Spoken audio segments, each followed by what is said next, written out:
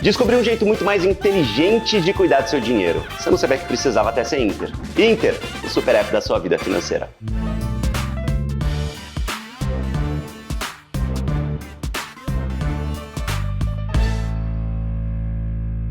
Oi, gente! Bora começar mais um episódio de No Lucro. Hoje, conversando com um cara que eu gosto muito por vários motivos. Primeiro, porque é meu brother de videogame. Assim, eu tô um cara meio velho já pra videogame, né? Porque eu meio que já não tô tão atualizado assim. Então hoje eu trouxe Bruno Playhard pra gente conversar um pouco sobre mercado de games, pra atualizar um pouquinho e mostrar pra muita gente que não sabe que tem muito dinheiro nos videogames, né, Bruno? Tem. Obrigadão pelo convite, prazerzão estar aqui, conhecer aqui todo o estúdio, a estrutura. Legal, gostou? Já assisti os programas e tá aqui, pô, é muito satisfatório. Que legal. Teu sócio já veio aqui já. Teu sócio Acabou lá na Loud, acabou de vir, o Coringa. Exatamente. Me falou que foi super tranquilo, que ele achou que ia ter perguntas difíceis, investimentos, mas não, foi um papo super tranquilo. Mas eu posso pegar um pouquinho mais pesado contigo, né? Não. Você é um pouco mais veaco, assim, nos investimentos. Dá pra pegar, dá pra pegar.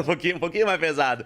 Gente, Bruno Playhard, assim, virou um baita de um empresário no mundo dos games, um cara super conhecido, super respeitado. Mas eu vou fazer contigo uma coisa que eu gosto de fazer com alguns entrevistados, especificamente, que eu fico com muita curiosidade sempre, como é que vocês se enxergam. Então, assim, pra quem não conhece, quem é Bruno Playhard? Nossa. Se apresente para as pessoas que não te conhecem. Assim, quando eu penso nessa visão, né? Cara, ainda me vejo uma pessoa que veio do interior, gostava muito de jogar e descobriu que dá pra viver disso também, então uniu o útil ao agradável e tem conseguido fazer umas coisas bem legais, assim, arriscando um pouco, acertando, errando. Acho que no geral é um pouco assim, sabe? Você se vê mais como empresário hoje? Hoje sim. Empresário. Ah, não, hoje sim, porque durante muito tempo eu fui produtor de conteúdo e que não deixa de ser um empresário, mas às vezes você não tem aquela visão que você está empreendendo num nível mais micro ali. Mas hoje em dia sim, a gente tem as empresas que hoje a gente opera, investe mais de 300 pessoas. Então mais de 300 pessoas que respondem. Sim, então já é uma responsabilidade, então a gente tem que assumir também o ônus, né? Exatamente. Como diria o tio Ben, né, do Homem-Aranha, né? Grandes poderes trazem grandes responsabilidades, não dá pra fugir dessas responsas, né? Cara, 7 milhões de seguidores no Instagram, mais de 4 milhões no TikTok, mais de 1,5 milhão... Você tem dois canais, na verdade, né? Um tem mais de 1,5 milhão, o outro tem mais de 14 milhões de inscritos. Cara, você virou uma potência monstruosa numa carreira que, para as pessoas no geral, é muito recente. A gente está falando do quê? De 5 anos para cá que você deu essa estourada, eu digo, de maneira mais nacional mesmo, de massa que todo mundo passou a te conhecer? Dentro do mercado de games, assim, quando eu comecei a produzir conteúdo, isso no YouTube há 10 anos atrás, já existia uma primeira geração que produzia, só que não era uma indústria consolidada ainda. Uhum. Claro que eles ganhavam dinheiro porque o número de criadores nas plataformas era muito reduzido, então a fatia do bolo era maior, eles conseguiam receber mais, só que não era algo profissional, não existiam grandes marcas investindo, grandes empresas operando ao redor desses creators. Sim. Então eu acho que essa nova geração que realmente ganhou essa potência que hoje em dia é conhecida foi nos últimos 5 anos. Nos últimos 5 anos, que foi justamente quando você fundou a Loud, né? Que pelo menos para mim, foi aí que eu descobri quem era você, que eu te conheci de fato mesmo, e que eu, pelo menos no meu microcosmo, nas minhas bolhas, eu percebo que as pessoas passaram a te conhecer mais, né? Então, eu acho que esses últimos 5 anos, desde a fundação da Loud para cá, eles foram muito importantes para você ganhar toda essa projeção. Para quem não sabe, o que é a Loud, cara?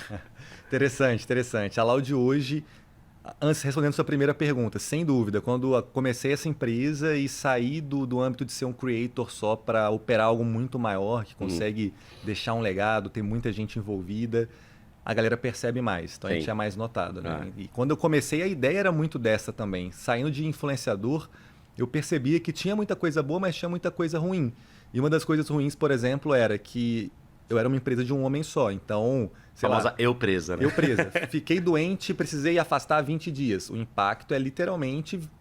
20 dias é 2/3 ali do mês no faturamento direto. E às vezes no mundo da internet hoje a gente sabe que se você se afasta às vezes 1 mês, 2 meses, tem outras pessoas chegando e a audiência vai migrando. Então eu comecei a ficar preocupado com isso assim e preocupado com outras coisas. Assim, nós dois não somos tão novos mais e eu pensava muito assim, será que a galera vai querer assistir alguém de 40, 50 anos trabalhando com videogame, ou eu vou ter que migrar de conteúdo, sempre tentando correr atrás ali da minha audiência. Você tá com quantos anos hoje? Tô com 30. Tá com 30. Tô com Você é 30. bem moleque, cara. Para com isso. Ah, mas no mundo de games eu já tô tiozão, cara. Não, isso é verdade. No mundo de games, aparece um de 19 do nada que você fala, nossa, tô velho. Tô velho, era exatamente esse sentimento. Aí eu decidi começar a Loud e foi muito legal porque eu consegui amplificar um pouco o que eu já fazia, mas num nível bem mais escalável, que não dependia de mim. Sim. E que também tinha mais horizontalização para oportunidades de marca e de conteúdo recorrente, Legal. acontecendo em vários nichos. Então, era um pouco disso. A Loud hoje a gente define basicamente como uma marca de gaming e lifestyle e a gente trabalha em algumas frentes como produção de conteúdo, agenciamento de influenciadores, participando em torneios de esportes, que é como se fosse os campeonatos de videogame. Sim. E é basicamente isso que a gente tem feito hoje.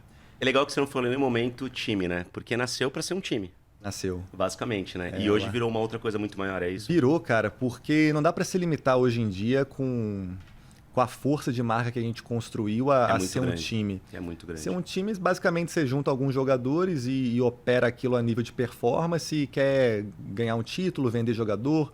E eu acho que tem muito mais do que isso. Construindo uma marca, você consegue trazer pessoas que são verdadeiramente apaixonadas por elas, pode ser chamado de torcedor, cliente, Sei. apaixonado, tudo que você quiser, e trabalhar com eles para construir algo que monetiza, que engaja, que inspira. No final do dia, o que a Loud faz de mais importante é inspirar a nova geração.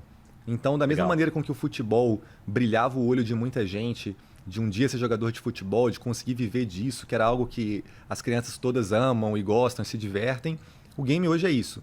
Então, quando o cara olha para a Loud, 5 anos atrás não existia, e hoje a gente já tem times que pegaram várias pessoas de 17, 18 anos, começaram a ganhar torneio mundial, ganhar muito dinheiro, ajudar as próprias famílias, ajudar outras pessoas, a galera olha e se identifica e fala, pô, olha só, olha o intervalo de tempo que essas pessoas levaram para realizar todos os sonhos da vida delas.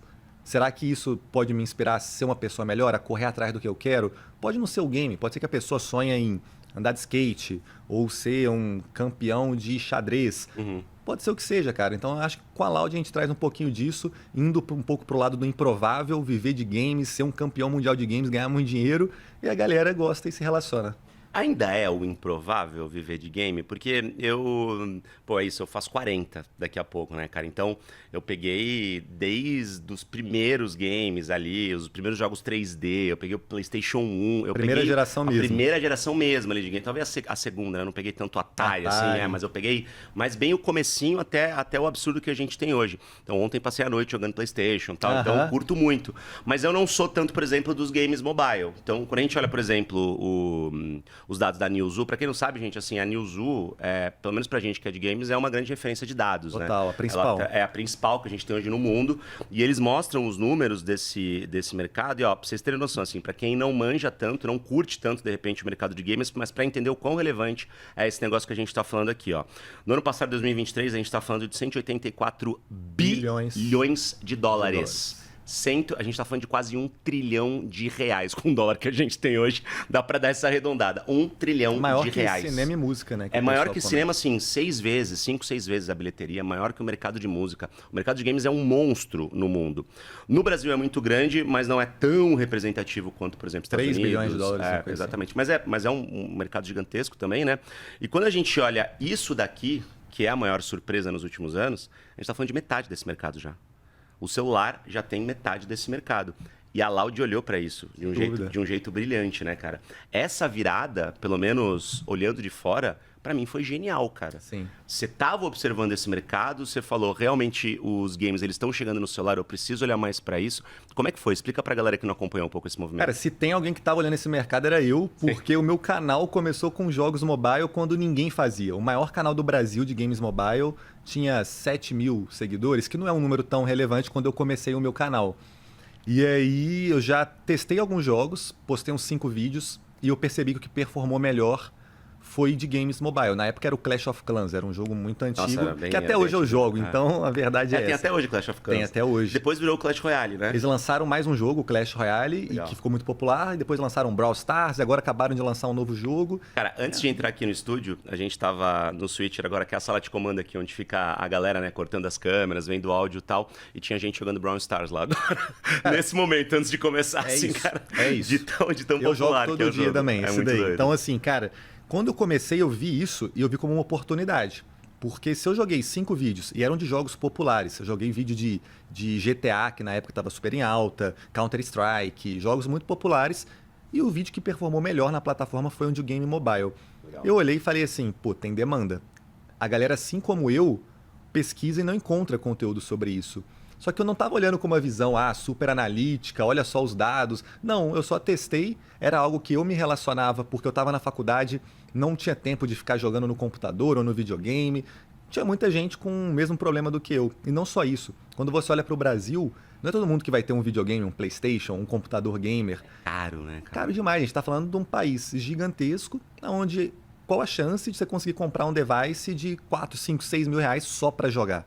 3, 4 salários mínimos pra um único videogame sem jogo. Sem jogo. Você tem sem que comprar jogo, os jogos, sem né? Então, quando isso meio que virou uma normalidade no Brasil, ainda nesse tempo, 10 anos atrás, era um pouco mais restrito por causa da limitação de dados. Então, você lembra como é que era caro a internet 3G no celular? Hoje em dia está mais democrático. Isso, aliado com os celulares ficando mais baratos, mesmo sendo celulares mais potentes, faz a galera querer jogar muito no mobile. É a porta de entrada, é a única porta para muita gente. E a Loud, quando chegou, decidiu focar no principal jogo mobile, que estava super em alta antes ali da pandemia, um jogo lançado em 2017, 2018, e que durante a pandemia explodiu, porque todo mundo foi para dentro de casa, com o celular na mão, e queria jogar e conhecer um pouco mais do Free Fire, que era o jogo. E foi extremamente democrático, foi uma febre muito grande no Brasil. Os jogadores brasileiros eram muito, muito, muito bons, né, cara? Ainda são, né? Ainda a gente sempre são, né? disputa muito os campeonatos aí mundiais, todo ano a gente consegue classificar aí como a Loud. Só que o que foi legal é que o Free Fire deu muita oportunidade para quem às vezes tinha interesse em jogar um game de uma maneira mais competitiva, a se dedicar. Só que antes não tinha o aparelho, né? Então quando você coloca o mesmo aparelho na mão de todo mundo, o que vai nivelar é a competência, é a dedicação, Sim. é a habilidade. E você começa a perceber que, cara, beleza, tem um moleque que vai sair do meio da favela e vai ser muito melhor do que um moleque que jogou videogame a vida inteira, porque o celular eles começaram no mesmo patamar. Então eu acho isso bem interessante. Cara, isso é muito maluco mesmo, porque é o que você falou, né? Você saiu de um patamar onde quem tinha mais dinheiro tinha melhores condições e de repente todo mundo ficou nivelado, cara. E aí você começa a ter talentos onde Improváveis, pra onde que não eram se olhava, improváveis, né? sim. Pra onde não se imaginava. Pô, ninguém vai ter grana pra comprar um computador que pode chegar a custar 10, 15, 20 mil reais dependendo da placa de vídeo, né? Não, cara, isso que pra você mim é uma coloca ali. provocação até pra sociedade como um todo, cara. Porque Exatamente, quando cara. você deu o mesmo dispositivo e começou no mesmo momento o jogo que lançou em 2017, você percebeu que a grande maioria dos jogadores hoje vieram de comunidades, de famílias de classe média baixa, de baixa renda. Então, assim, por que talvez em outras áreas e em outros nichos isso não poderia acontecer Quer dizer, também? quantos talentos a A gente galera é tem nesses dedicada, lugares, né? pô, a galera é esforçada, é talentosa. Então, a gente olha muito pra isso. Cara, e aí, beleza, aconteceu toda essa revolução, você, de um jeito muito genial, olhou pra isso e falou: tem business aí, tem dinheiro nesse mercado, está chamando tanta atenção, isso obviamente pode trazer um potencial muito grande de negócios. Você começou com a Loud em 2019, ou seja, você foi bem rápido, né? Juntou o time, ele começou como um time, de fato, né? E aí, logo você percebeu que esse dinheiro estava onde? Você fez o tal do follow the money ali, siga a grana. Onde é que você foi encontrando linhas de receita? Como é que você foi criando esse business, esse negócio mesmo? E de qual dinheiro a gente está falando? De qual volume de grana a gente está falando? Cara, dentro da Loud, quando a gente começou, era muito um projeto meu como influenciador que eu queria literalmente ter um time e trazer oportunidade para um pessoal ali, fazer um projeto de conteúdo legal nas minhas redes. Só Ainda que era uma ideia para o seu ainda canal. ainda era uma ideia, meio que tangencial ao meu canal. Legal. Aí a gente fez um lançamento da marca, começamos com o primeiro vídeo e aí a gente percebeu uma atração muito grande. Claro que num nível muito diferente, assim como eu comecei meu canal lá em 2014 e eu percebi que teve um boom no vídeo que eu soltei de jogo mobile, quando a gente lançou a Loud, na primeira semana o canal tinha 1 milhão de inscritos no YouTube. Na primeira semana. Quer dizer, começou o canal do zero em O uma primeiro semana, vídeo 1 já milhão. bateu 1 milhão de visualizações. O primeiro vídeo. Isso é muito raro, assim, de Isso é demanda acontecer. reprimida, né? Então, quer dizer, tava todo mundo esperando. Todo mundo esperando. Esperando isso acontecer no mercado. E qual que mesmo. era a problemática que tava todo mundo esperando? Um monte de gente jogando esse game, achando que era o melhor que todo mundo, querendo ser um profissional, ganhar dinheiro com isso. E aí o nosso vídeo era literalmente a gente apresentando 5 pessoas que até então eram desconhecidas, não tinham redes sociais, ou tinham 5, 2 mil seguidores. E a gente assinando contratos com eles para eles se tornarem jogadores profissionais. E a partir de agora a gente ia dar um aparelho lá para eles jogarem, um celular para eles jogarem. E a gente acompanhar eles na carreira, agenciando, levando para os principais torneios e dando a chance deles mudarem a vida deles. Então a galera se relacionou na hora. Por isso que todo mundo queria acompanhar. Foi quase que um reality show, né? Ao longo de 5 anos, que todo mundo tá vendo o que a gente tem feito. Então essa foi a ideia que eu acho que amplificou mais assim a Loud. Quando você começou, você imaginava que a grana ia vir de patrocínio, talvez de campeonatos, da onde você percebeu isso? Sim, o principal que a gente sabia era que o mercado publicitário estava melhorando bastante. Então até então, uns anos atrás, antes de a gente começar a Loud, era muito comum as marcas não gostarem de games por ser produto de violência, trocar tiro. Então isso era ainda um assunto muito debatido. Hoje em dia isso já caiu assim por terra. É muito raro você ouvir alguma marca que não quer trabalhar com games por ser violento. Assim. Ainda não entende que porque já rolaram muitos estudos hoje, já se provou. Então esse argumento hoje já não é mais válido. Mas naquela época era um pouco problemático. Então a gente sabia que ia ter alguns problemas, mas já estava melhorando um pouco. A gente pegou um momento muito bom. Então, até então, antes da Loud existir, era comum algumas campanhas pontuais com marca de fone de ouvido, com marca de computador, marca de eletrônica. Coisa mais diretamente ligada ali àquele mundo, né? Chama de marcas endêmicas. Depois que a Loud começou, meio que foi pro mainstream. Não estou falando que a Loud fez ir pro mainstream, mas os games mobile, junto com projetos que, assim como a Loud, começaram a aparecer... Cara, mas não precisa ser humilde, a Loud ajudou muito. Fez um barulho, né? Ajudou muito, barulho. Cara. O nome fez eu tava lá, eu vi isso acontecer, cara. E a gente foi também forte pro lado comercial, então a gente aproveitou para mostrar que o que a gente estava fazendo era impactante para toda uma nova geração. Pô, a geração Z, eles gostam disso. E se uma marca quer vender produto e serviço para alguém dessa geração, ele tem que se associar com os veículos que de verdade são importantes para eles. Então a gente começou a ver muitas migrações ali, desde setor financeiro que nunca tinha olhado para games entrar, desde setor de fast food que começar a experimentar. Então começou a trazer um pouco esse viés publicitário muito mais forte e foi a principal fonte de receita da Loud até então. Até então que eu digo nos primeiros anos. Depois a gente começou a expandir um pouco o leque de jogos que a gente participava. Então, além do Free Fire, a gente começou a entrar no League of Legends, no Valorant. Hoje a gente já tem 2 lineups no Valorant, tanto a inclusiva quanto a mista. E estamos conversando de mais lineups. Hoje a gente está também no FIFA, né? FC Mobile agora. Agora FC, FC Mobile. A gente está no Rocket League, Fortnite, então vários jogos, né? Só que o que foi legal? Esses jogos a gente começou a entender que era possível monetizar de outras maneiras. Premiação. Premiação é muito legal. Pô, sem dúvida, se você ganha o campeonato mundial, você ganha milhões de dólares. Só que é muito difícil. Mas é um que ganha o campeonato mundial. Todo ano. Então você não pode prever isso. Como empresa, não dá para você prever isso. Exato. Porém, os jogos têm um modelo muito curioso que é compartilhar a receita dos games com os times. Através dos itens cosméticos dentro do game. Aquela roupinha, aquela arminha colorida. Hoje em dia eles fazem itens da Loud e uma parte de tudo que é vendido dentro do jogo volta para a organização. Esse é um modelo muito mais escalável, porque eu tenho uma base de torcedores apaixonados muito grande. A gente lança um item dentro do jogo que o cara já está jogando todo dia, é óbvio que ele vai comprar. Ele quer vestir a Nike dentro do game. Sim. Então é assim que a gente tem conseguido também gerar bastante receita. E tem outras coisas que acontecem mais de forma pontual. Venda de uniforme, venda de produto físico, licenciamento, venda de jogador. Então tem muita coisa que rola. Então assim, de novo... Para quem está acompanhando a gente e não necessariamente entende tanto desse universo aqui. Muitas vezes o jogo... Na verdade, quase todos esses jogos são gratuitos para você baixar e começar a jogar, né? E aí você tem a opção de fazer compras dentro do jogo, né? Pô, eu quero uma arma legal. E tem muita... O que o mercado chama de skin, né? Então, simplesmente quero uma arma diferente, né? Com uma cara diferente. E, gente, tem skins que são vendidas por valores absurdos. Então, único e exclusivamente para você ter uma arma... com uma cor diferente ou com uma cara diferente, essas skins chegam a ser vendidas por qual preço, aproximadamente, assim, Bruno? Varia muito do jogo, mas se você for olhar, por exemplo, no Counter-Strike, que é um lugar onde você tem uma mecânica de sorte para tirar as skins mais raras, é comum você ver skin sendo vendida por $20 mil, $50 mil, até mais, até bem mais do que isso. Então, é complicado. Mas as da Loud, que são em jogos mais assim democráticos, a gente não está no CS ainda, né? E também o modelo de skin de CS é um pouco diferente, são os adesivos nas armas. Mas para Loud, a gente, por exemplo, um pack dentro do Valorant com a arma da Loud, o chaveiro da Loud que o cara pode colocar na arma, um spray que ele pode pichar a parede durante o jogo com o logo da Loud. Eu acho que sai uns R$50, assim, se eu não estou enganado. E aí é uma identificação ali do jogador, né? Primeiro que ele mostra que ele é brasileiro, né? O que é importante, né? Porque os jogadores brasileiros são muito reconhecidos. Sim. E também esse lance de falar, pô, eu tenho aqui esse pack, eu tenho essa identidade. É uma coisa de comunidade mesmo, comunidade. Né? Isso que é muito maluco. É muito louco, cara. E às vezes a gente até surpreende. A skin da Loud, tirando o Latam, onde ela foi mais vendida foi na China.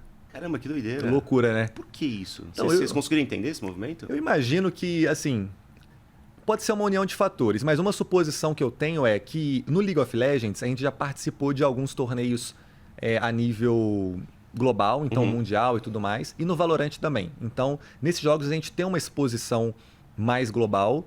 E talvez a galera goste, se relacione com os jogadores, são carismáticos, às vezes a gente ganha, só que às vezes a gente perde. Então eu acho que. Só que sempre a gente está se divertindo e sendo comentado, né? E a gente tem muitos seguidores. Então, e brasileiro é brasileiro, brasileiro né? é brasileiro, todo mundo que tira gosta. onda, que brinca, que se diverte. Então eu acho que pode ser por isso, viu? Que legal, cara. Que doideira essa história. E hoje, quando a gente fala em linha de receita da Loud, como é que tá mais ou menos essa distribuição? A maior grana vem de patrocínio, vem de venda de skin dentro dos jogos, né? Hoje tá bem dividido, assim. É quase que meio a meio, assim. Legal. No início já foi muito relacionado a patrocínio, que era o que sustentava a mesma operação. Então, com o tempo, a gente começou a ganhar os torneios e conseguir ter uma receita dali. Mas o que vira bastante a chave é esse compartilhamento de receita através das skins. E a nossa venda também de uniformes e algumas parcerias assim tem alavancado bastante também o modelo de negócio. Então a ideia tem sido migrar mais para essa venda direta. A gente acha que isso tem mais escala, sabe? Os patrocínios, beleza, a gente completa todos os segmentos ali. Hoje a gente tem bala, chocolate, banco, eletrônico, tem tudo. Sim. E uma hora acaba, né? Você não consegue, no esporte ainda, você não consegue colocar no mesmo setor assim, a concorrência. Mas na hora de vender coisas para os nossos usuários, beleza, pode ser que o cara queira comprar uma coisa num jogo, no outro, e mês que vem ele queira comprar outra coisa, igual você troca de roupa, você quer trocar de skin. Sim. Então eu acho que é mais escalável.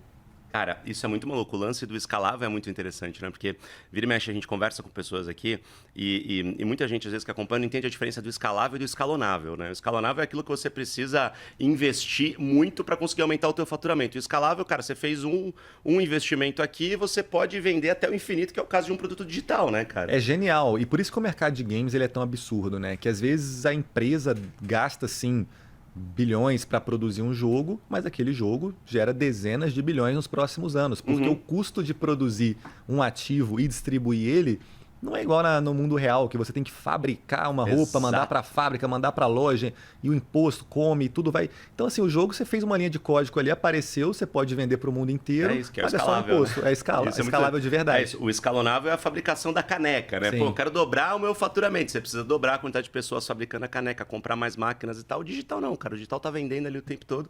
Então é um modelo de negócio que é incrível para quem tá nesse meio, mas pode dar errado também, como qualquer negócio. Pode né? dar errado, porque às vezes você gasta muito para desenvolver um jogo e a gente está falando de tecnologia. Então é algo que é custoso, competição altíssima, todo mundo quer fazer. Envolve muita gente. Muita gente. E aí o jogo não cola. Não tem as métricas que você esperava, você está ali queimando caixa e tudo mais. Então é bem complicado. Quando acerta, é essa festa. Quantos jogos a gente recebe de anúncio no nosso celular, jogos novos que a gente nunca ouviu falar e que não cola, que não pega? E quantos jogos lançam com investimento e demoram 3, 4 anos para desenvolver? Lança e a galera critica e não compra e às vezes nem se paga assim, o custo de desenvolvimento. E aí é o peso do empreendedor, né, cara? Meu, quando a gente fala hoje em empreendedorismo, a Loud hoje é a tua principal empresa, imagino, né? Você tá chamando a atenção de pessoas interessantes. Vini Júnior é seu sócio. Ah, meu sócio. Coringa, Vini Júnior, a gente tá bem de sócio. É muito legal. Aliás, cara, o Coringa, eu falei isso pra ele aqui, né? O Coringa ter virado sócio da Loud é como se, sei lá, o Yuri Alberto virasse sócio do Corinthians. Nunca tinha pensado nisso. É o jogador comprando um pedaço do clube, Nunca né, cara? Tinha pensado isso nisso. É muito maluco, né, meu? Pra mim eu entendo... legal pensar nisso, mas assim... O Coringa, quando chegou, ele, na cidade dele, Belo Horizonte, ele era já conhecidinho ali. Ele era meio que aqueles modelinhos, assim, da cidade. Ele desfilava, né? E tal. Então, ele tinha uns 50 mil seguidores no Instagram. Ele era o cara mais conhecido disparado que a gente começou a Loud, mas ele tá desde o dia 1. Esse vídeo que eu contei pra você da gente assinando o contrato, o Coringa tava lá. Legal. Pouca gente sabe quem era ele a nível do game, a nível Brasil. Hoje é provavelmente o influenciador de games mais conhecido do Brasil. Certamente, assim. certamente. Então, quando a gente olhou pra essa trajetória de sucesso, pra mim não faz sentido não continuar isso da mesma maneira com que eu continuei minha trajetória. Muito Então, legal. hoje não só ele é sócio da Loud, como a gente está empreendendo em novos negócios junto também. Legal. Cara, Isso é legal. E você como influenciador, né? Eu até falei, eu meio que dividi ali a tua carreira em influenciador e empreendedor, né? Acho que como empreendedor bruto mesmo ali, de se vendo, se enxergando como um grande empreendedor, acho que com a Loud, né? Principalmente, né? Então 5 anos pra cá, mas essa tua carreira é muito mais longa e até a Loud você já tava ganhando grana, você já tava bem, né? Sim. Como influenciador. Primeiro, em que momento que você parou e falou assim, cara, tô rico? Eu adoro fazer essa pergunta, porque eu acho que essa pergunta é muito subjetiva. Legal. Eu gosto de fazer essa pergunta pra todo mundo, assim. Quando foi que você parou e falou, cara, deu certo, virou, tô ganhando grana, né? E aí deixa eu investir em outras coisas, deixa eu me enxergar como empreendedor. E qual número foi esse, cara? Foi quando você bateu 1 milhão? Foi quando você teve grana investida? Foi quando você conseguiu comprar o carro que você queria? Como é que foi essa trajetória pra você? Ótima pergunta, imagino que muitas pessoas devem responder de forma muito diferente. legal, porque é muito subjetivo isso, cara. Eu sou de Viçosa, interior de Minas Gerais. E para mim, o que eu tinha de conhecimento do mundo era o que eu vivia ali na minha faculdade. Eu me formei em ciência da computação, conversava com pessoas que tinham se formado ali e tinham ido trabalhar em cidades maiores, Belo Horizonte e São Paulo. E os caras falavam que eles ganhavam, em média, ali saindo da faculdade, 5, 6 mil reais por mês. Quando eu percebi que durante a faculdade eu já estava conseguindo ganhar mais do que isso, 7, 8 mil só com o meu canal, eu já pensei assim, pô, meu objetivo é continuar com isso para minha vida inteira. Não posso cair, né? Não posso cair. Então, assim, para mim tá ótimo, porque, cara, lá o aluguel não era caro, o custo de vida era baixíssimo, eu vivia bem, eu me divertia, trabalhava com o que eu amava, ainda faço isso. Então, hoje, o principal cuidado que eu tenho desde então é para não me perder. Porque Sim. como é que para mim tava bom naquele dia... E na medida que eu vou conhecendo mais o mundo e querendo ter um luxo um pouco maior em algumas coisas, isso não pode passar do limite. Sim. Então, assim, claro que eu acho que nunca vai estar bom, não em questão de dinheiro, mas em questão de conquista. A gente sempre quer mais, né? A gente Mas na sempre quer parte do evoluir. dinheiro eu já me resolvi há muito tempo, porque, pô, eu sou muito tranquilo, assim, eu não tenho grandes ambições de aquisições, de comprar. É muito mais sobre fazer algo legal que a galera vai comentar sobre e vai deixar uma história aí. Mas teve um momento que te deu um estalo, assim? Que você falou Esse assim, foi um que eu lembro "Caramba, bastante até hoje, que né? susto, assim, que maluquice. Pô, eu tenho esse volume de grana, eu consegui comprar isso. Teve um momento que foi muito emblemático. Imagino que devem ter tido vários momentos, na verdade, né? Mas um, assim, eu acho que a gente sempre tem um ali importante, né? Cara, teve. O principal que eu lembro foi esse, de perceber quando eu saquei que eu ganhava mais de quem já estava formado na Legal. faculdade no começo. Então foi rápido, né? Isso logo foi no comecinho. rápido, porque a visão de mundo que eu tinha era essa. Mas teve uma coisa que eu achei bem curioso também, que eu fui fazer uma campanha, foi a primeira campanha que eu fiz que era em dólar. Que legal. Então, em dólar, eu estava trabalhando com uma empresa lá de fora, um influenciador brasileiro, e eles me ofereceram para fazer... Era uma entrega bem baixa quantidade. Era um contrato de tipo $50 mil. Caramba, que loucura. E aí eu era um jovem de tipo 22 anos. Que doideira, 22 anos, cara. 21 anos. Aí eu olhei, isso era 8 anos atrás, né? Então $50 mil A ainda gente não era... tinha esse dólar batendo quase 6, né? Que a gente tem hoje. Mas já tava ali uns 4, Já mais eram ou uns 4, menos, já né? eram uns 4. Então, Cara, 200 mil reais praticamente ali. isso foi um momento que eu falei assim, cara, isso aqui, eu não sei nem o que eu vou fazer com isso daqui. Tipo, aí deixei lá investido, né? Eu invisto desde muito cedo. Eu comecei a investir com 18. Caramba. Com 18, quando eu tava lá começando o meu canal e o dinheiro entrando, e eu tava na faculdade, então não tinha muito o que eu fazer com o dinheiro, porque eu queria estudar, Morava queria com os fazer pais meus vídeos. ainda? Eu até morava na minha cidade, eu morava longe da faculdade, então eu preferi pegar um apartamento perto da faculdade, então Legal. eu morava sozinho desde 18, quando eu me mudei. Então, cara, eu tava ali e comecei a investir R$150. Depositava lá, fazia um depósito na corretora e investia. Investia no que nessa época? Nessa época, vou falar o lado bom e o lado ruim. O lado bom é que eu comecei a acompanhar influenciadores desde muito cedo. Então, nessa época, como todo mundo já falava aquele básico, cara, poupança no investimento. Nessa época já rolava isso. Então, eu comecei a falar, então, o que que é? E aí eu comecei a procurar influenciadores. Aí, pô, todos que já são muito antigos, tipo Gustavo Cerbasi, o próprio Primo Rico estava começando nessa Thiago época. Nigro, sim. Thiago Nigro. Então, assim, comecei a olhar e entender, pô, vamos dividir dessa maneira? Tem aqui o tesouro, você investe dessa maneira, você pode trabalhar com os bancos e você pode olhar para ações. Esses E aí, R$150 iniciais foi tesouro direto? sempre. Até eu conseguir ter um volume que para mim era relevante, Pra mim era o também. mais garantido, pra mim também, sabe? eu comecei com tesouro direto No também. começo. Ah. E aí eu fui percebendo que no início me desanimou muito, porque eu olhava e falava, cara, o retorno é muito baixo. Demora muito para crescer esse negócio, né? Prefiro comprar alguma coisa aqui. Só que ainda mais quando a gente tem pouca grana investida, né? Só que não, eu fui muito resiliente. Cara, todo mês que eu ganhava, eu pagava meus custos de vida, uma cidade pequena, investia o resto. E até hoje eu faço assim. Tipo, hoje eu tenho mais custos, tenho as empresas, investimentos que às vezes eu tenho que fazer algo, mas eu invisto tudo. E hoje, depois de 12 anos fazendo isso, eu sempre mostro o resultado para quem eu conheço, meus amigos que estão começando. Legal. E falo, ó, se eu tivesse pensado que não ia dar certo, olha quanta grana eu teria perdido. Exatamente. E hoje eu literalmente, assim, consigo ter essa renda passiva, né, entre aspas, muito boa. Muito legal. Bom, vou aproveitar então o momento perfeito para a gente entrar no primeiro quadro do nosso programa, que é o Abrindo a Carteira, cara. Ó, percentualmente, da grana que você tem hoje, da grana em liquidez, investida mesmo, né? Sem contar imóveis e tal. Dessa grana que você tem hoje, onde é que ela tá? Então você continua tendo um percentual grande de tesouro direto, tem ação, tem cripto, como é que tá essa distribuição da tua grana hoje? Cara, vai ser difícil saber 100% assim. Até porque isso varia um pouco, né? Mas aproximado. Varia, eu diria que foram fases. Uhum. Como eu comecei a investir muito novo, eu pude ter um apetite a risco um pouco maior. Sim. Então eu já tive bastante cripto, renda variável, ações, mais do que uma pessoa normal deveria ter. E uma coisa que eu gosto muito é o investimento anjo. Então startup. Legal. Então assim, cara, 10% do meu patrimônio hoje eu investi em startup, pequenos cheques em várias, no Brasil e lá de fora, Venture Capital. Legal. Investimento anjo, participei do Shark Tank. Legal. Então... Aliás, você meteu uma camisa de golinha rolê assim, que eu achei que você ia vir com ela hoje, que tava um luxo. Nem parecia gamer, né? Nossa senhora. A hora que entrou Bruno PH no Shark Tank, eu falei, pô, que legal. Chega o cara ali com uma gola rolê, um suéterzão, assim, um negócio. Eu falei, rapaz, tá parecendo até um investidorzão gringo. Exato, foi muito massa a experiência, então eu gosto disso. Mas eu gosto porque tá muito ligado ao meu propósito de assim, pô, eu quero ajudar a galera também a fazer as paradas legais e fazer história e lançar coisa legal no mercado. Então eu gosto, mas eu tenho que tomar cuidado. Porque você fechou o negócio com a Carol Pfeiffer lá, não fechou? Fechamos, tipo... a Carol veio aqui também, minha não, fera demais, fera demais. Então assim, cara, eu acho que tem que tomar cuidado, é legal, mas tem que ficar de olho. E cripto foi a mesma coisa. Quando eu vi tecnologia, blockchain, comecei a olhar para aquilo, para mim faz muito sentido, cara. Eu sou cientista da computação, eu entendi que resolvi um problema que era um problema seríssimo no mercado, eu vou investir. E aí, só que graças a Deus eu tive um cuidado de investir através de alguns fundos de cripto e diversifiquei um pouco nas redes.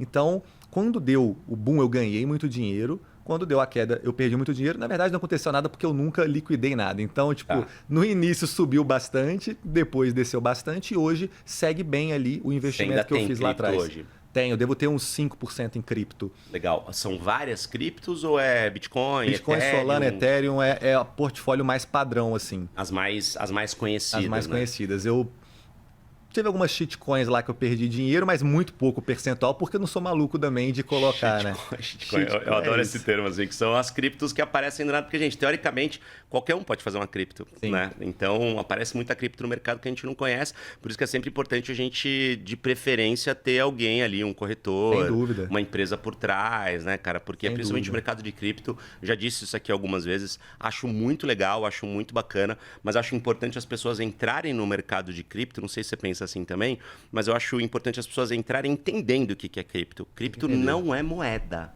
As pessoas chamam de criptomoeda, mas eu nem gosto, eu prefiro chamar de criptoativo. Criptoativo, é um legal. papel, né? É como se fosse uma ação de uma empresa, a diferença é que você não vê a empresa. Então é uma coisa muito... E tem que entender bastante para também não se emocionar e Exatamente. desesperar e perder dinheiro ou achar que vai ganhar e se arrebentar, tem que tomar cuidado. Ou colocar tudo que tem, né? Gente, nunca coloca tudo que você tem num único investimento. Investimento, por mais seguro que ele possa parecer, ele vai envolver algum risco em maior ou menor grau, então tem que dar uma diversificada. Entenda a parte técnica também da cripto. Estuda, porque quanta gente tem falando, não, me dá aqui que eu vou investir aqui numa cripto, e às vezes não tem nada, é uma pirâmide. Isso exatamente. Falou muito. Nem tem blockchain, nem tem nada, né? Então, se for para entrar, entra do jeito certo. Pô, vê uma instituição que é segura e tudo mais. Gente, um dos jeitos mais legais de cuidar da nossa grana é aprender a gastar de um jeito mais inteligente, né? Porque comprar a gente vai acabar comprando de qualquer jeito, né? Então, por que você não aproveita quando te dá uma vantagem para você passar o cartão? É assim que funcionam os programas de pontos, né? Você usa o teu cartão para fazer uma compra e você acaba recebendo vantagens. E quem aprende a aproveitar tudo isso de um jeito mais inteligente consegue comprar também de uma forma mais consciente e sai ganhando, né? Um cartão bacana é o do Inter, que tem o Loop, que é o programa de pontos do banco, né? E são pontos que não expiram nunca. E você pode usar de várias maneiras diferentes. Você pode, por exemplo, juntar milha para viajar. Você pode pegar cashback, você pode comprar produtos no Intershop ou até trocar os seus pontos por dólar. E o mais legal é que esse programa de vantagens, né, o Loop, ele é aberto para qualquer pessoa. É muito simples, você não precisa pagar nada para participar. Então aproveite essa dica. Então, a renda fixa também é algo que eu concentro a maior parte do meu patrimônio. Então, Mais de 50%. Mais de 50%. Legal. Fixa, multimercado. Cara, hoje eu tenho assessoria desde muito novo que me ajuda, porque tudo na minha vida que eu não sou um especialista ou tenho tempo para ser um especialista, eu gosto de achar os maiores especialistas. Legal, sou assim também. Então, a assessoria é muito boa que me ajuda e sempre, como eu tenho grana desde muito novo, me ajuda a aproveitar oportunidades. Então, assim, eu comprei minha casa, tinha grana para comprar à vista. Eu preferi financiar, que era um período de pandemia com juros a 6 e pouco. Nossa, muito então baixos. foi muito bom fazer isso, sabe? Então eu consigo aproveitar essas oportunidades por ter um conhecimento e uma assessoria muito boa. Exatamente. Aí você consegue manter ali o seu patrimônio sem praticamente aquelas perdas que a gente vê o tempo todo de inflação e coisas do Exato. tipo, né? Porque se você conseguiu pegar juros ali imobiliários a 6%, a gente está falando de uma diferença para a inflação que é mínima. Era. Ou seja, foi o melhor momento. O juro assim, real é pra pegar nos baixíssimo, últimos de anos. fato mesmo, né? Que você está pegando. Pô, isso é muito legal, isso é muito interessante. É muito legal ver que você tem essa consciência desde cedo, assim, porque o Coringa, por exemplo, teu sócio, falou aqui que gastou dinheiro pra caramba no começo, saiu comprando carrão e tal. Então, às vezes, a gente aprende na dor, na porrada, Não, né, tem cara? uma história muito engraçada, cara, do Coringa, assim, que... Ele é muito figura, Ele é cara. muito figura e realmente queria viver a vida, né? Então acontece muito, porque o gamer, quando ele estoura, tá associado com uma empresa grande, consegue ter um resultado legal, ganha muita grana. E é difícil julgar, né, muita Bruno? grana. Não dá pra Porque, julgar. Às vezes o cara não tinha nada. O meu né? crescimento foi muito lento. Foram 10 anos. Pô, se eu quisesse gastar tudo que eu tinha, era 10 mil. Que eu tava na Sim, conta. sim. Então, às vezes, o gamer ganha em um mês 1 milhão. Cara, é muita Então é grana. muito fácil ele querer comprar um carrão. Então aí a gente foi olhando. Aí um dia eu fui conversar com ele, falando sério assim, tipo, pô, e aí? Quanto você tem guardado? Rolou uma oportunidade aqui de a gente entrar como investidor anjo numa empresa, eu vou entrar, tu quer entrar junto, eles querem outro influenciador. Ah, eu não tenho a grana guardada. E não era uma quantia muito alta. Sim. Cocei a cabeça assim, eu falei, cara, não, tá errado isso, pô. Como assim? Eu sei o quanto você ganha, né? A gente tá aqui fazendo esse negócio junto e tal. Desde então a gente sentou, conversou. E aí ele começou a ser muito dedicado em investir grana. E aí hoje, pouco tempo depois, o cara já tá muito bem também. Então, assim, faz parte do aprendizado. Sim. O meu, eu dei sorte que foi muito lento. Aham. Talvez eu teria também espanado se eu tivesse ganhado um grande volume de dinheiro muito rápido. Então, eu acho que cada um tem a sua história. O que importa é, no final do dia, todo mundo aprender antes de que passe a oportunidade, né? O importante é aprender, né, cara? Acho que tá tudo bem você fazer besteira, tá tudo bem você gastar em coisas erradas e tal. Acho que faz parte do jogo, mas você só não pode fazer isso sucessivamente, porque dinheiro não aguenta desaforo. Eu adoro Nossa, essa frase, a né, melhor cara? frase. E acaba. E é verdade. O dinheiro acaba, ponto, né? A gente nunca sabe se a gente vai estar em altíssimo rendimento, como você falou no O começo. mercado, a gente é refém de tudo, A gente cara. refém de muita coisa, O influenciador, né, cara? ele é refém até da tecnologia. Se a rede social fechar, igual aconteceu em vários países, baniram o TikTok, você tá totalmente investido no TikTok, e aí? Você acha que Algoritmo você vai muda. conseguir migrar 100% da tua receita para outra rede? Ou não, a rede não precisa nem vai. fechar, o algoritmo muda. De repente Muda o o conteúdo que algoritmo. você faz já não é mais distribuído, aí Todos acabou. esses problemas, quando a Loud começou, foram os que eu tava pensando, cara. Então, Sim. tipo, se eu ficar doente, se a rede... Eu era muito forte no YouTube, a principal receita era ali. Sim. Se acabar o YouTube, ou se mudar o algoritmo, ou se mudar o jogo, acontece. O Free Fire foi banido na Índia um tempo atrás. Caramba, sério, não Então, sabia grandes disso. influenciadores lá tiveram que migrar até regularizarem tudo lá e tudo mais. Mas qual foi a justificativa? De tiro, de violência? Não, eu acho que era questão de governo mesmo, Tá. de onde que o jogo foi feito e tal. Então, isso costuma acontecer. E eu era refém de tudo isso. Então, eu precisava fazer algo que era mais horizontal para ter mais segurança. Então, Sim. você tem que ter mais previsibilidade do que você está fazendo. O creator, ele é um baita refém. Quem não entendeu ainda que o creator é um baita refém e precisa se transformar em alguém que vai ter mais frentes de receita, frentes de negócio, vai se tornar sócio de empresas, ele, uma hora, vai secar a fonte que ele tem hoje. Por mais que seja muito grande. Não, concordo total, e acho que por isso que é muito importante o creator entender minimamente de empreendedorismo, né? E muitos ainda não se veem como empreendedores, isso que é muito maluco. Eu conheço creators que estão começando ali, mas que já têm números legais e que já estão fazendo os primeiros merchans e não tem nem empresa aberta ainda. É Eu falo, possível. gente, mas como assim? Você não está emitindo nota e tal? Não, mas estou no começo, não quero pagar imposto, aquela coisa que eu falo, pelo amor de Deus, vamos empreender, vamos entender esse passo a passo. Mas é isso, é dolorido empreender, né, cara? Não necessariamente é uma Porque coisa que é vem com- confortável para todo mundo, né? Cara, tipo, pra mim, assim, tem uma definição que é muito boa, que é, desde quando eu decidi começar a empreender e fazer uma empresa com várias pessoas, tudo mais, Muita gente resolve muita coisa, mas os piores problemas sempre vão sobrar para você. Sempre vão subir as piores ninguém resolve, decisões, as piores decisões, sempre sobra para você. E a vida do creator, eu sei disso porque eu passei por ela durante anos, é muito confortável. Então, assim, tem as questões principais que para mim são saúde mental e briga com o algoritmo. Então, pô, você fica refém de algo que você nem entende e a galera tá te xingando na internet o tempo inteiro, ninguém é acostumado a ter uma mentalidade de ver milhões de pessoas te xingando, às vezes, por algo que você fez e você nem acha que é tão ruim. Então, para mim, esses são os problemas. Mas, de resto, é muito tranquilo. Você comparar com uma vida realmente estressante, com desafios grandes, que você está colocando em risco o emprego de muita gente e que você pode causar um impacto ruim ali direto. Eu percebi que a vida de empreendedor é muito mais dura que a de creator. Exatamente. Então, pô, ninguém quer assumir esse BO. E às vezes o creator quer o fácil, quer o dinheiro todo mês, a publicidade. Só que ele tem que entender que isso não vai levar ele para os próximos 30 anos. E é uma decisão difícil, né, cara? Difícil. Fala assim, vou virar essa chave e vou dar esse passo para os próximos 30 anos. Você fez isso muito rápido, você estudou, você se preparou, você virou um cara extremamente diferenciado no mercado por conta disso. Hoje, o que você tem embaixo do teu guarda-chuva? Você criou uma holding, você criou, né, uma administradora para cuidar de tudo que você tem. Os investimentos que você faz como investidor hoje, imagino que sejam no seu CPF, né, que seja você, Bruno, fazendo esses investimentos, que não tenham nada a ver com a Loud ali, né? Mas como é que tá essa tua estrutura hoje do que você tem? Boa. Cara, minha estrutura hoje ela é bem complexa, bem trabalhada nos últimos anos. Então, eu tenho desde empresa offshore, empresa nos Estados Unidos, a gente tem tipo Delaware, BVI, Brasil, para ter uma estrutura que é tão eficiente para investidores futuros quanto para a gente como sócios e acionistas. Assim. Falando de Bruno, dos meus investimentos, tem uma holding que tem minhas participações como investidor anjo e tudo mais, e uma holding de empresas que a gente opera e trabalha como agência de publicidade, Loud e outras desse ecossistema. Então é assim que a gente desce. É um monte de CNPJ e de empresa aí espalhado. E, cara, como é que você aprendeu a fazer tudo isso? Porque existe uma jornada muito maluca para isso, cara, né, cara? Para tudo, né? Para tudo existe um começo. E eu acho que o que você falou foi uma coisa que eu nunca fiquei conformado. Por exemplo, abrir um CNPJ. Isso eu fiz, beleza, com 18 anos, quando eu comecei meu canal. É esse tipo de micro decisão que você toma que vai te levar para o próximo passo. Eu nunca ia conseguir pensar em aceitar uma estrutura dessa, de como a minha estrutura como influenciador é hoje, e poder até ensinar ela para outros influenciadores amigos meus, se eu não tivesse aberto o meu CNPJ, eu indo lá entendendo como é que funciona, conversando com alguém que sabe, buscando um contador, um advogado e tudo mais.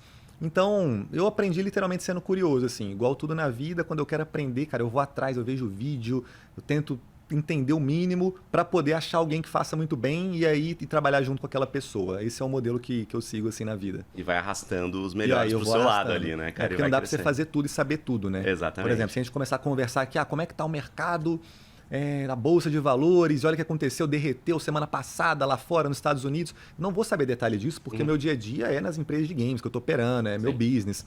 Mas eu sei por alto que rolou algo e eu considero que a minha assessoria vai estar olhando aquilo no detalhe para fazer movimentos legais com a minha carteira. Mesma coisa. Vai criando hierarquias e conversando com as pessoas que estão de olho em tudo isso. Mesma coisa a parte de estrutura, cara. Teve uma baita mudança agora de tributação, de offshore e tudo mais. E é isso, claro que eu busquei me informar o que estava acontecendo, mas eu não vou tomar decisão. Eu chamo um advogado, chamo uma estrutura para me ajudar a tomar essas decisões. Então é assim que eu falo para a galera que está começando, beleza, a gente é jovem, a gente não tem que saber tudo. Infelizmente, nada que você tem que saber vai ser ensinado na faculdade. Eu digo isso porque, fiquei lá fazendo o meu curso de Ciência da Computação, fiz um intercâmbio, estudei fora um ano lá nos Estados Unidos, voltei e comecei a trabalhar. Beleza que eu não faço nada a ver com programação e tudo mais. Mas no dia a dia, cara, nada. De como realmente fazer algo que é meu, ou até trabalhar, como é que é uma rotina de trabalho, como é que é uma soft skills, como é que é uma entrevista de emprego, o que eu tenho que fazer, por que uma empresa quer me contratar, como que a empresa ganha dinheiro.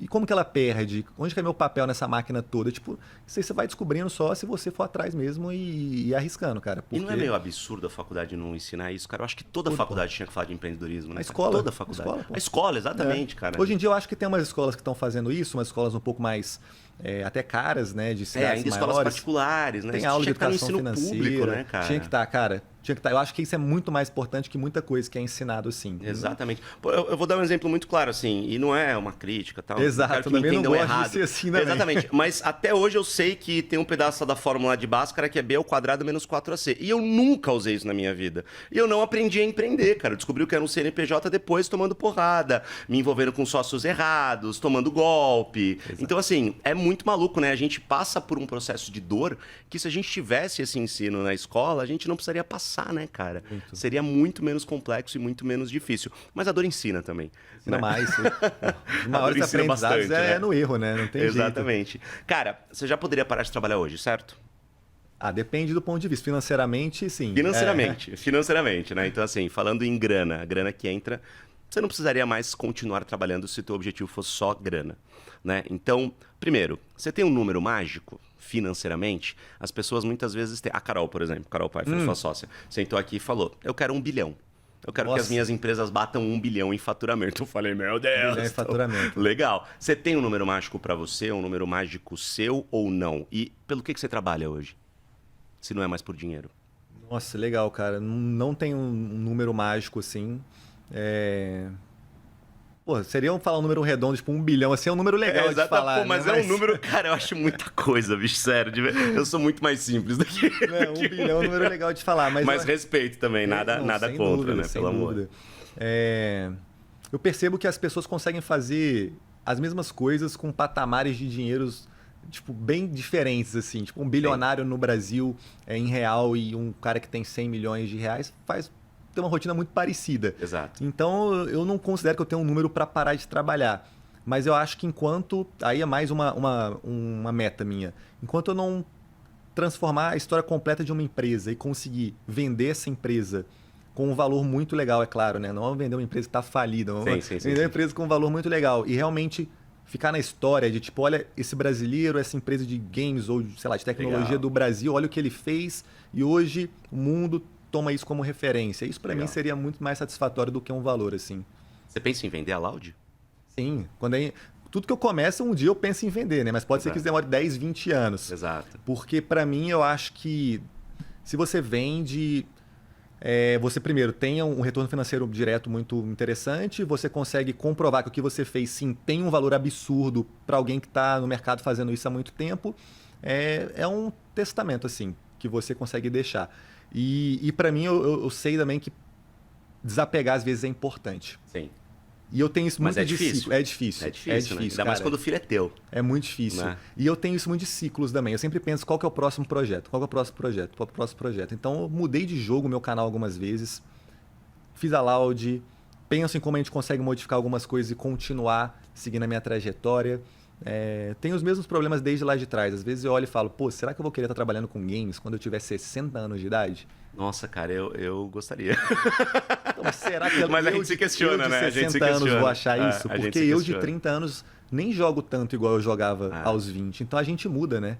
E tem muita gente que fala uma coisa que eu acho genial também, que faz muito sentido, você quer parar de gostar muito de alguma coisa, começa a trabalhar com isso. Sem dúvida. É muito doido isso, né, cara? Hoje em dia eu não consigo jogar durante horas, igual eu jogava quando eu era jovem, passava às vezes 5, 6 horas na frente do computador jogando, porque eu penso que eu tô sendo improdutivo, pô. Cara, eu tenho muito isso é muito maluco. Eu tenho uma dificuldade de jogar videogame hoje, você acredita, cara? Porque eu sento na frente do videogame, ontem eu joguei ali e tal, mas eu consigo jogar uns 40 minutinhos ali. Se eu jogar muito mais do que isso, eu falo, não, mas eu não tô produzindo, eu não tô pensando na pauta de amanhã, eu não tô estudando o texto amanhã, eu vou entrevistar o Bruno, não sei o quê. É muito doido isso, né, cara? Doido. E muita gente passa por isso, muitos amigos meus também. Loucura. Por que acontece isso? A gente vai ficando babaca, cara. A gente vai se cobrando muito, né? Pô, parece que antes a gente não tinha uma noção, o que eu sinto os problemas da vida não tinham batido tanto ainda.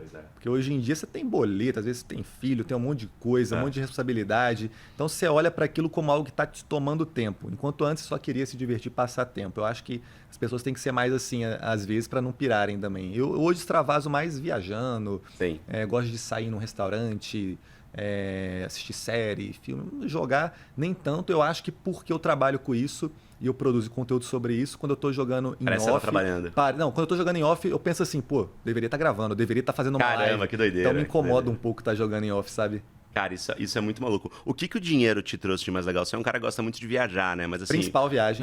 Você gasta muito com grana? Não, gasto muito com viagem, principal. Vim de uma cidade muito pequena E eu sempre quis ir para fora do país. Eu consegui no intercâmbio a oportunidade de estudar lá fora. E aí eu vi que o mundo era realmente tudo aquilo que eu imaginava. Eu fui morar num alojamento... Você que bancou o teu intercâmbio? Não. Não ia conseguir nunca, né? Sim, Bancar. sim. Porque ia falar, mesmo caramba, ganhando dinheiro... Eu ia falar, pô, então realmente tava bem, né, cara? Não, mesmo ganhando dinheiro já como influenciador, não é um patamar do intercâmbio nos Estados Unidos. É muito caro. Então foi no Ciências Sem Fronteiras, foi muito legal. E eu fui num alojamento internacional lá. Então eu dividia quarto com gente do Paquistão, Japão, Espanha. E aí eu vi que o mundo é muito grande e que tem várias culturas muito legais que eu gostaria de conhecer. Desde então, cara, se for para gastar grana... eu gasto em viagem. Não que eu vou ostentar, mas assim, eu quero viajar o máximo possível e ter as experiências todas legais das cidades para conhecer o mundo. Então, o principal para mim é isso, assim, de gastar, de gasto. Pô, que legal que você foi pelo Ciências Sem Fronteiras, um programa do governo, né, cara? Você estudava na Universidade Federal também. Universidade Federal de Viçosa. Eu tentei ir, queria muito ir, o primeiro ano eu não consegui, porque meu curso era muito difícil, minha nota não estava no patamar lá que eles aceitavam, mas aí eu estudei muito durante um ano e no ano seguinte me chamaram, eu consegui a vaga e foi sensacional, pô. E o qual foi o presente mais legal que você já se deu, assim, cara? Tendo presente? grana e conseguindo tirando as viagens, se oferecer, né? Tirando as viagens. Tirando as viagens. Presente mais legal, beleza. Quando eu tava na faculdade, tem uma história muito legal. Quando eu fiz 18 anos, eu não tinha noção meio que do que era dinheiro. E aí eu fui pedir um carro pro meu pai, e meu pai falou, tipo... tá de sacanagem. Quer só um carro, pô. Não é assim, né? Assim, a gente não tem dinheiro pra comprar um carro. Exato. E eu tinha alguns amigos que, pô, tinham uns carros legais. Eram uns carros, assim, tipo, de 60 mil, 70 mil na época. Eu falei, 18 anos. É que hoje, gente, é um carro popular, né? Os mais baratos partem de 70 nessa e tantos, época era 80, tipo né? Audi. Essa época era carrão, 70 mil, né? Exato. E aí eu olhei e falei, nossa, cara, que loucura e tal.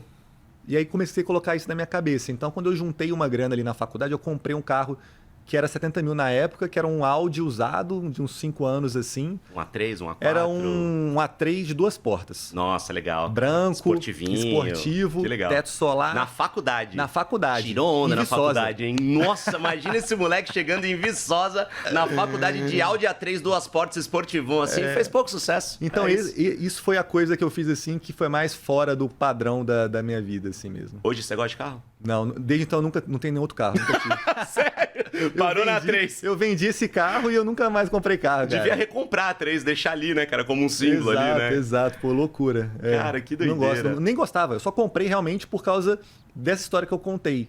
Mas se é esse cara que gosta eu, por exemplo, sou muito assim, conheço muita gente que é assim, pô, bati uma meta, uma coisa que eu queria muito, me dou um presente como um símbolo ali. Não, eu não tenho nada de muito valor assim. Pô, eu comprei a casa porque eu queria comprar a casa mesmo, né? Uma casa. Onde você mora, né? Gosto muito de eletrônico, mas não considero que seja esses mimos por conquistas assim. É muito mais porque, pô, eu dou aquela desculpa que é pro trabalho, e aí eu compro câmera, compro computador, compro tudo, mas acabo usando. Então eu tenho bastante eletrônico. Mas qual foi a grana mais grossa que você gastou no eletrônico, assim, qual foi? Não, tem um item, acabei de lembrar, eu tenho um relógio, pô, eu tenho um Rolex. Um Rolex que eu você tenho um comprou. Rolex. Esse é o item mais caro. Você se deu, assim, legal. Tem isso. Mas assim, de eletrônico acaba não sendo muito caro. Um PC gamer é caro, né? É muito Chega caro. a 50 mil, 60 mil um PC gamer. Exatamente. Então, esse valor. Boa. Rolex você pagou quanto? Eu paguei 18 mil dólares. 18 mil. Ah, comprou lá fora. Comprei lá fora. Pô, mas 18 mil dólares já não é um Rolex de entrada, né? Já é um e, Rolex, tipo assim, um Rolex eu comprei bacana. só porque... Pra ir num evento, eu tenho um relógio, mas perguntar, pô, qual que é o modelo? Nem sei, cara. Caramba, sei. Não é um cara que é apaixonado, que ama e tal. Não. Que doideira, que legal. Cara, segundo e último quadro aqui do nosso programa, ele é bem interessante, tá? Não sei se o Coringa te preparou pra ele, mas ele é o Fala ou Faz o Pix. Então eu vou falar a mesma coisa que eu falei pro Coringa, tá? Eu vou fazer a pergunta, se você quiser responder, você responde. Se não, você faz um Pix do valor que o seu coração te tocar, né? Que você fala assim, poxa, eu vou fazer esse valor pro Ciano, porque ele merece. Então a pergunta é, você disse que você venderia Loud. Sim. Por quanto? Hoje eu venderia a Loud por... É que tem toda a hold, né? A estrutura e tal. Cara, mas por... existe esse valuation hoje, que é o hoje preço? eu venderia por 500 milhões. 500 milhões de reais. Sim. Só que se não tiver uma oferta dessa, eu não venderia. Eu esperaria porque eu sei que vai valer mais no futuro. Cara, vocês fizeram essa conta já? A Loud vale 500 milhões de reais hoje? Depende.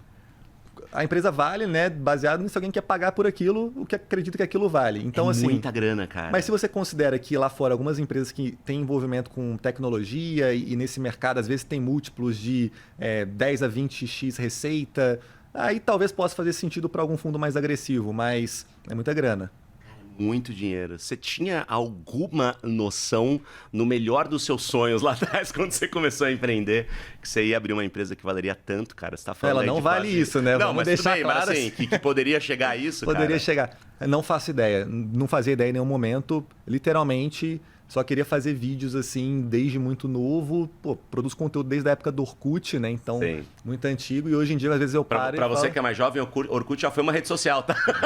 Primeiro. Pra você que não lembra dessa época, né, cara? Então, assim, cara, tipo, nunca imaginei na vida e eu tento seguir bem centrado, porque acho que isso daí acaba sendo só um número, né? O que importa é você ter algo tão legal a ponto de alguém querer pagar isso um dia. Cara, mas eu tô falando hoje. Se você recebesse essa oferta hoje, você venderia. Venderia. Então você fala que talvez não valha isso, mas deve estar perto, né, cara? Então, você não tá falando de alguma coisa tão distante do que, Não do que tá talvez ela distante. valha hoje, né? Não, Você fala de faturamentos da Loud? não posso. Não pode por contrato. Não, não posso. Mas é mais de 5 mil reais, não é, por ano? É mais. Um pouquinho mais, né? Um pouco mais. É mais. Tipo assim, eu acho que eu poderia falar que dentro do segmento de games, publicitário, nos últimos anos, assim, a gente já transacionou mais de 200 milhões de reais, assim, em patrocínio e publicidade nesse nosso grupo. Nos últimos quantos anos? Mas a gente vai acertar exatamente o que eu não quero mas falar, é só pô. pra fazer a Você conta, tá né, cara? sagaz. Eu sou de humanas, mas eu tenho calculadora aqui no celular. Eu faço uma continha simples assim. Não. Mas, cara, 200 milhões de reais. Cara, a gente vai fazer uma captação nos próximos meses, Legal. então isso é legal. A gente está olhando para a empresa com uma tese que mistura o que a gente já tem com algo que a gente acha que é muito inovador. Bacana. E a gente tem um contato, a gente é muito assediado assim dos fundos quererem saber, mano, que empresa é essa do Brasil, que Sim. é o maior canal de todas as redes sociais Sim. dentro de games. Então a gente conversa muito com eles e alinhando algumas expectativas, a gente vai fazer uma captação. E é legal, porque até então a gente não fez. Captação então, fora. De fundo gringo. Fora, mas também a gente está falando com alguns do Brasil. De alguns fundos Só que por brasileiros. que é legal? Porque essa pergunta vai ficar muito mais palpável. Como a gente não fez isso ainda, a gente não tem um valor precificado de mercado. Legal. Se a gente consegue captar, a gente sabe quanto que a empresa está valendo no momento. Você pensa em abrir capital da Loud? Nunca pensamos, nunca conversamos sobre isso. Ir pra bolsa, não é algo que eu tenho em ter um desejo. ação negociada Não é na algo que eu tenho um bolsa. desejo direto assim. Tem muito investidor que tem esse tesão, essa vontade. Pô, eu quero ir pra bolsa, eu quero que a minha empresa seja realmente listada, né? No futuro, acho que vão existir mais modelos. Modelos onde pessoas podem apoiar empresas que gostam e ganhar no benefício daquilo. Então, Legal. hoje começou a rolar crowdfunding, tem algumas empresas que já até fazem dentro de blockchain algum tipo de distribuição de token com governança. Então, eu acho que não vai ser só a bolsa o jeito no futuro que eu posso receber capital de quem gosta da empresa, de quem quer apoiar aquilo e também dar retorno para eles, sabe? Legal. Só para deixar claro assim, porque às vezes o conceito de blockchain ele é meio esquisito assim para muita gente. A gente falou algumas vezes de blockchain. Gente, blockchain é um negócio que nasceu com o Bitcoin, né? Lá atrás. Sim. E que é muito usado hoje. Uma tecnologia, né? Uma tecnologia incrível de descentralização, né? Então, é uma informação que sai daqui e vai chegar para essa pessoa aqui do lado, só que no meio do caminho ela é dividida em vários pedacinhos que são validados ao redor do mundo, depois se juntam e isso dá uma segurança muito grande para o processo. Você gosta muito disso, pelo jeito, né? A gente olhou bastante para isso. O que eu acho que é interessante dentro dessa tecnologia você consegue definir contratos que são inteligentes e não tem risco, né? Não é um contrato que você assina com o teu amigo e um dia ele rasgou aquilo no Brasil, não vale de nada. Né? Exato. Então, para distribuir como, por exemplo, uma ação para alguém que tem um token, né, um ativo, que é um pedacinho da tua empresa, você consegue fazer isso de uma maneira que eles olham a regra do jogo e conseguem confiar bastante naquilo, se for, é claro, né, um contrato auditado, revisado, seguro e tudo mais. Exatamente. Aí o token com o pedacinho é como se fosse uma pequena escritura de um pedacinho ali, né, cara? Então, é muito doido. acho isso bem interessante, tecnologia, cara. né, cara? Tecnologia. Cara, tem papo por umas 6 horas aqui, né, de conversa, com certeza. Ainda bem que era só esse do Fala ou Faz o Pix, já tava nervoso aqui. Pois é, mas, cara, você deu informações interessantes aqui que eu pelo menos nunca tinha ouvido de você em nenhum lugar. Nunca falei. Mas legal, gostei desses números muito bacanas. Cara, parabéns, de verdade. Curtiu o papo? Nossa, demais, muito legal, muito legal. Pô, ótimo vir aqui. Vou indicar mais gamers para você entrevistar. Por Tem favor, muita gente legal favor, aqui do mercado e espero voltar depois. Muito bom, cara. Parabéns, Valeu. velho. Parabéns, você tem um fã aqui. Obrigado mesmo, valeu. velho. Valeu. E, gente, você que acompanhou até esse momento aqui, obrigado de verdade. Vocês sabem que a nossa missão aqui é sempre falar de dinheiro de um jeito descomplicado, com pessoas que vocês conhecem, que vão ajudar a gente a entender muitos conceitos que às vezes são meio complexos e inspirar também a gente a juntar grana, a investir e a tentar trilhar caminhos tão legais quanto esses caminhos das pessoas que sentam aqui nessa mesa comigo. Então, valeu, beijo, até semana que vem. E não esquece que aqui com a gente você tá sempre no lucro. Tchau, gente.